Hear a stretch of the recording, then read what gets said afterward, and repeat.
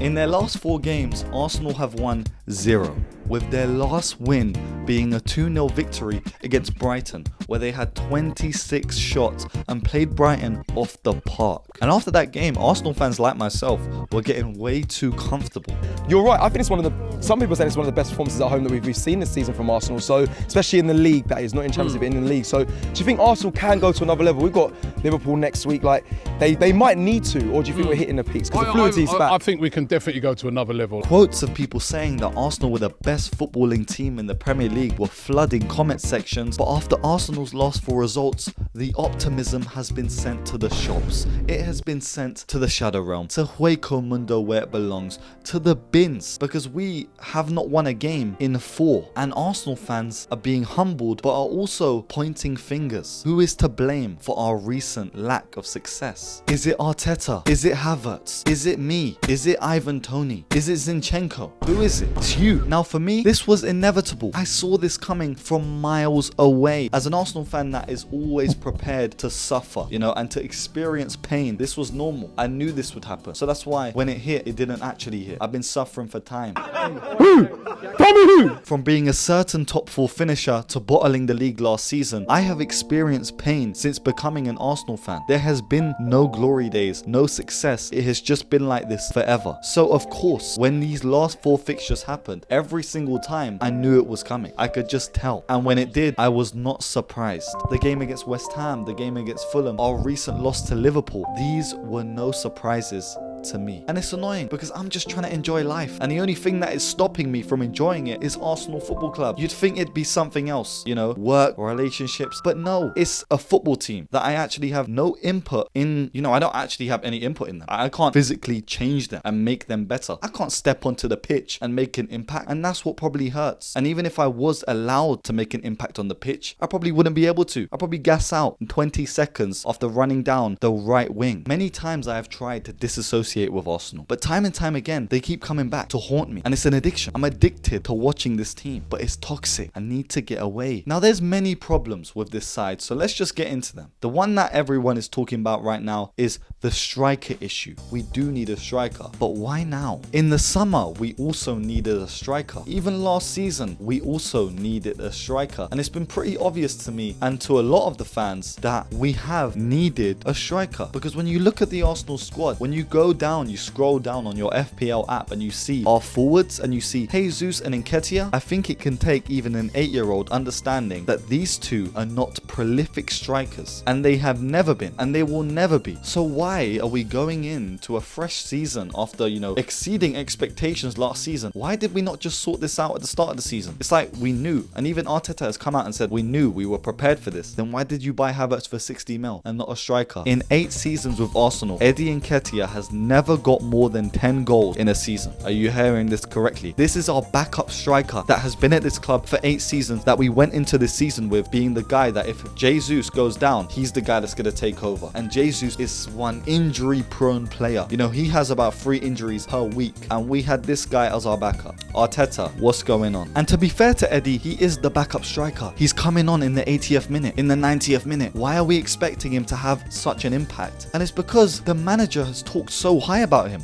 He's on 100k a week, new contract. You have expectations to uphold, but you're not doing it. And you know what also annoys me? When he's on the pitch, you're on for 20 minutes, maybe even 15, sometimes even 12, and you're just jogging about. Why don't you run down the players? Because you're not scoring any goals, so at least help. Like Nunes don't score no goals, sometimes no assists either, sometimes no effort, sometimes he's just not even around, but he runs at the defense, he helps out. And that's why Liverpool fans love him, because he might not have the best output right now, but he is putting in the effort. So we need to see that hunger from someone like Nketiah, but we don't. So off you go. And if I'm being honest, even when we had the rotating strikers of Lacazette and Giroud, they were still having a better output than you. And I'm not saying that Eddie Nketiah is finished, because I think that this guy would thrive in like Ligue 1, in the French league. If Balogun can get double digits in the French league, then Nketiah can get triple digits. He can score 400 goals in the French league, but just send him there. Go Marseille, go Lyon, go chill there. Even go PSG. I feel like you would have a better career at PSG than Kolo Muani. That guy is finished. And you know what's the funniest thing when I talk about Eddie Nketiah? He is our top goal scorer in all competitions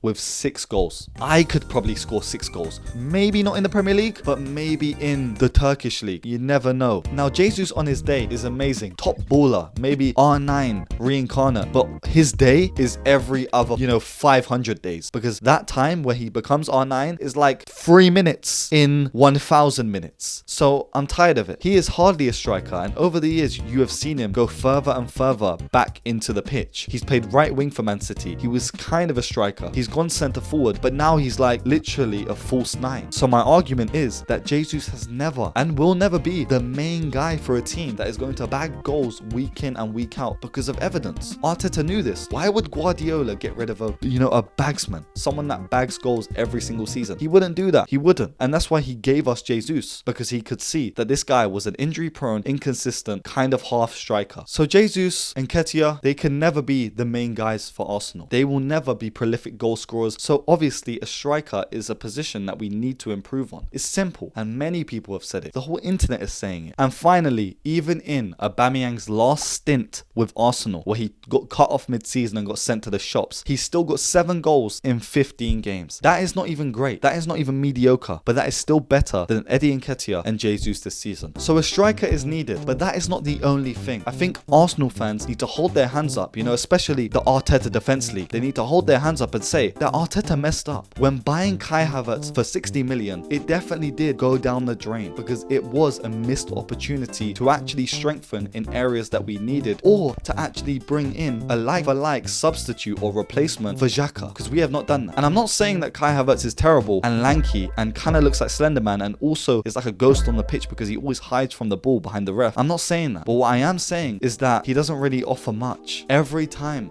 when I look at Kai Havertz in a game, on the transition, this brother is so slow. He is so slow. And I'm not saying that Xhaka was the fastest, but somehow Xhaka, the guy that used to look like a boulder running down that left side, is still faster than Kai Havertz. It makes no sense. Also because the guy is in retirement age and Kai Havertz should be coming up to his prime years. Xhaka outdoes him in every single stat. And I'm sure I'm not the only one that's seen this. When we are on like the counter attack or in any form of attacking transition and the ball gets given to Kai Havertz, he slows down the play. It's like we're in slow motion. Everyone's just running fast and Kai Havertz is just slowly moving with the ball, and eventually he goes 10 meters ahead just to pass it back. There are times where Martinelli is making an overlap, Martinelli is running in behind, even Jesus or Nketiah, they're coming short for the ball, but he always chooses to pass back, and it's sad. I don't know why, but he just does it. Maybe it's confidence, but no, these players get paid like 300k a week. I don't care if you're not a confidence player. You are getting paid to play football, so play good, standard. One of the main things that I've been so concerned with when it comes to this Kai Havertz transfer is the fact that he doesn't even offer the same abilities that Xhaka had. Xhaka could offer an overlap, an underlap, and also was, defensively solid, but Havertz, he offers nothing apart from height and aerial ability. What are we doing? Dice ball. Put the ball in that end.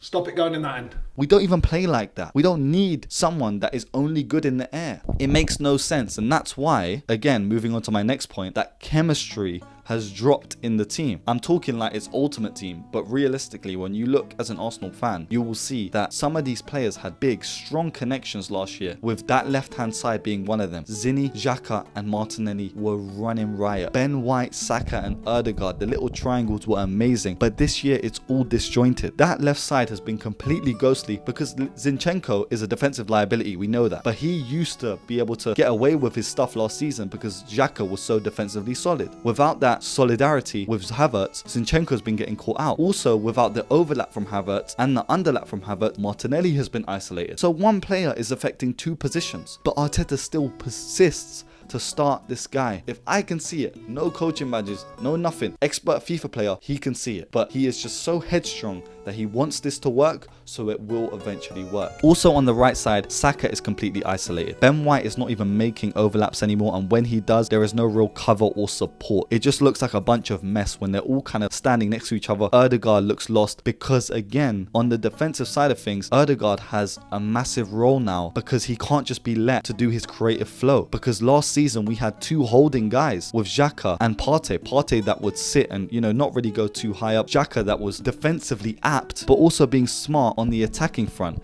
being able to know when to stop, when to make the overlaps, but also when to hold his position so Ødegaard could go. Ødegaard is always back now. I'm seeing him track back so often, whereas we need him in that final third sometimes where, you know, where Havertz is. Havertz not a creative guy like that. He's finished. And this guy's impact is like a thorn in the side, but no one else can see it. He is a massive problem. I'm sick of this Arsenal fan channels talking so highly about him. Oh, he wasn't that bad. He wasn't that bad. Cool. He wasn't that bad, but was he good? Ask yourself that. For a player that is getting 200 odd K a week, he needs to be good week in, week out. We cannot do with, he was good here, he was good there. No, I don't care. If it was me, I would have quick sold him immediately, or even like backed out of the career mode save to a point where I didn't buy Kai Havertz just to refund that transfer specifically. But yeah, Arsenal have many problems that only the manager can solve, not someone like me with a red hat and a red jumper. It makes no sense, but I will try. Now in this second part of the video, I have decided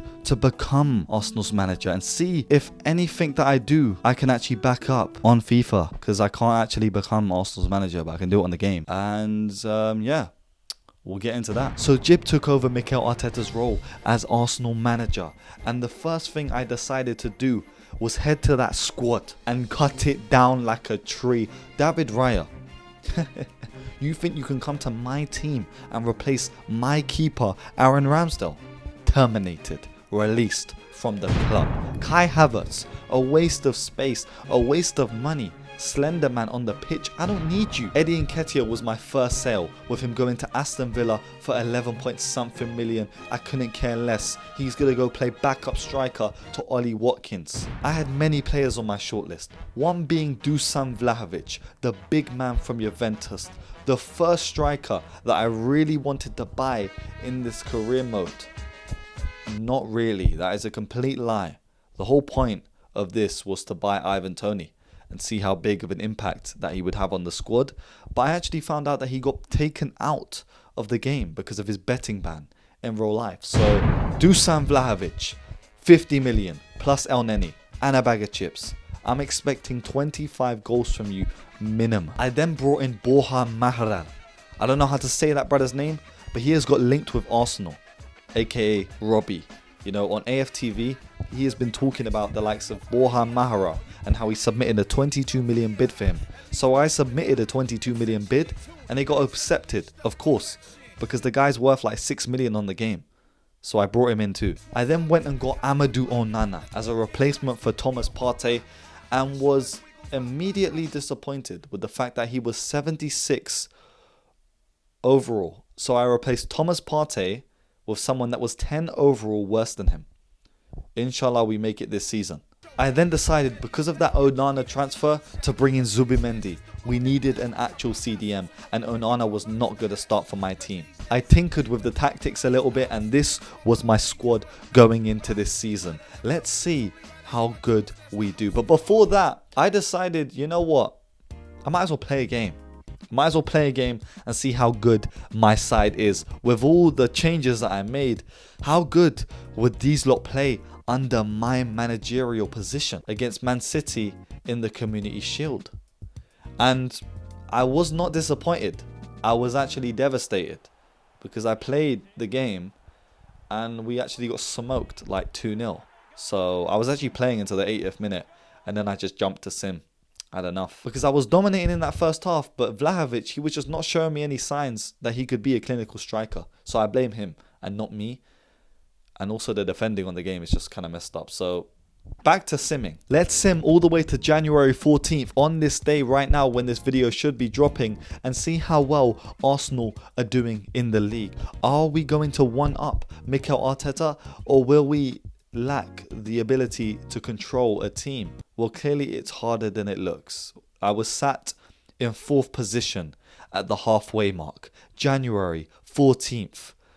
The teams ahead of me were Man United, Tottenham and even Liverpool. And I was shocked, to say the least. I didn't really think that we would be this low. And I didn't think that Man City would also be in like 8th position. But you know what? This game is corrupt. I checked the roster to see who are my outliers. Who are the guys that were getting me goals this season? And it was clear. Saka, 10 goals. Martinelli, 10 goals. And Dusan Vlahovic. Dusan Vlahovic, 50 million, El Neni and a bag of chips. And you decide to return with 3 goals in 18 games. I saw this and you know what I decided to do? Abolish him from the entire team. He was gone, sent, released. I don't need you. You're scoring 3 goals in 18 games. Get out the club.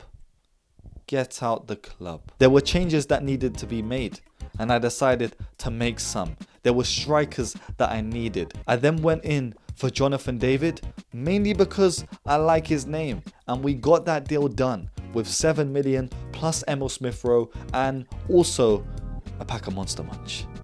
Let's see if Jonathan David can save us. Now this was the squad going into the last half of the season, and let's just pray that we can do it. As this sim goes on, I was praying. You know, there were messages coming in and I was ignoring it. I was seeing that we were getting pretty far, and after losing in the semi-finals of the Champions League to RB Leipzig 5-4, it was then when I received the message. We had been terminated. Yeah, we got sacked from the job. So clearly, I don't actually know that much about football and I can't play the game. Because if I can't win the Premier League on FIFA, then clearly I would not be able to win the Premier League in real life. That is a reality check. And yeah. I also completely forgot to mention, but I brought Thomas Partey back as a free agent as well in January. And that didn't really go to plan, but yeah. Well, yeah, that's probably the first and last time that I'll ever add a FIFA segment onto one of these videos. If you stayed here, then you're a real one.